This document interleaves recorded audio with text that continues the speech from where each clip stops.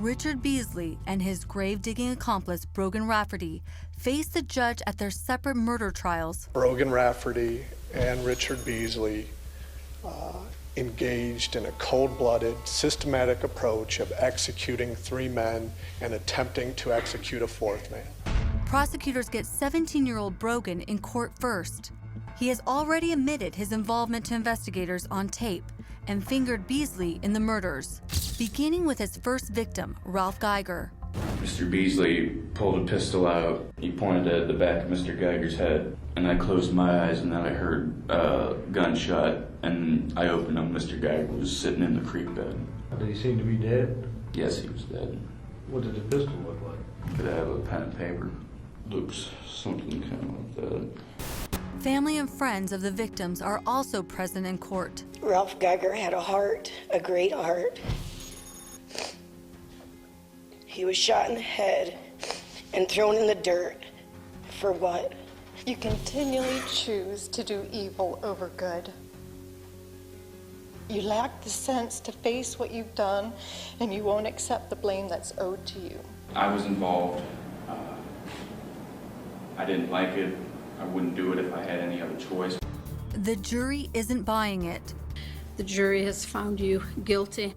And neither is the judge. Kid, you got dealt a lousy hand in life. But none of that is an excuse for murder. He gets life in prison without the possibility of parole. You could have been so much more. You should have been so much more. Armed with Rafferty's powerful testimony, prosecutors now go after Beasley with hammer and tongs as they seek the death penalty. And isn't it true, Mr. Beasley, that you lured Ralph Geiger down there to Noble County, stuck a gun at the back of his head, just as you done with Scott Davis, pulled the trigger, and shot him in the back of the head? You're a liar. I did not do that. And you didn't see it. Nobody testified to that in this court. It did not happen. Not only does Beasley claim his innocence, he says Scott Davis attacked him. I say here today, officially and for the record, I have killed nobody. And that's a fact. Scott has a very direct response in court. I will be there if you get the deaf smiling with last words. You'll remember this face.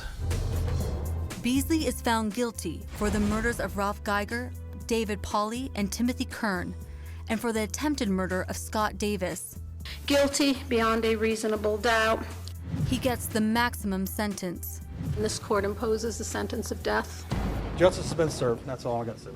Scott is a man of few words, but the prosecution can hardly say enough about him. Without Scott Davis, I believe there would have been a lot more victims. I believe that Beasley and Rafferty would eventually have been caught, but thankfully for Scott Davis, he was caught much sooner, and I have to credit Scott Davis with most likely saving the lives of a lot of other men. Today, Scott is trying his best to move on with his life. You would think that the last person he wants to see is anyone remotely connected to his would-be killer, but we asked him if he would meet with Tanya. While Richard Beasley is appealing his death sentence from his prison cell, Tanya prepares to meet the man her father tried to kill. This is Tanya Beasley. How you doing, Tanya? Nice. Scott Davis. I could tell you have butterflies. Yeah. Are you just scared? Are you really nervous about this? But Crime Watch Daily has brought the two together. And in a letter to Tanya, her father has strongly warned her not to apologize to any victims or their families during her TV appearance on Crime Watch Daily. We hope he's watching now.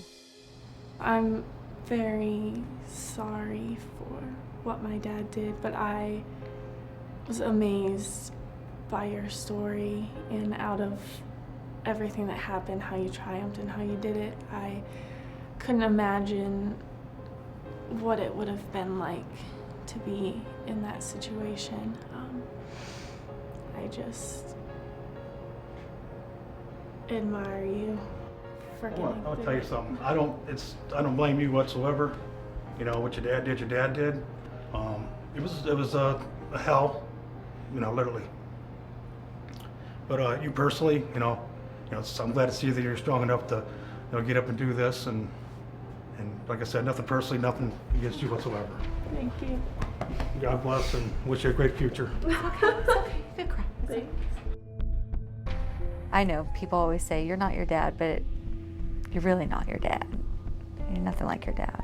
It means a lot to hear that from someone who's been in this situation, because it's so easy for people to console you and tell you it's gonna be okay. That you have your own identity. Thank you. Even though you have the tagline that I have too. Yeah. It's not who you are. It's not who you are. Thank you. Talk about a powerful moment. Well, joining me to talk about this story now is licensed clinical and forensic psychologist Dr. Judy Ho. Judy, first off, I want to ask you about Richard Beasley. When you look at him, what do you see? How do you analyse this man? Well, oftentimes people like him fit the profile of what we call a psychopath. And these people tend to have very abusive histories, chaotic environments that they grew up in. They tend to have a lot of low brain reactivity, which means that they need something so extreme just to experience the happiness and joy that we get from eating a piece of chocolate. And that low reactivity is actually what drives all of these aggressive, really kind of specific behaviors that lead down the path of crime. Let me ask you then about his teenage accomplice. He says, Richard made me do all of this. Do we believe that to be true, or is that just an easy and convenient way to explain away the horrors of what he did?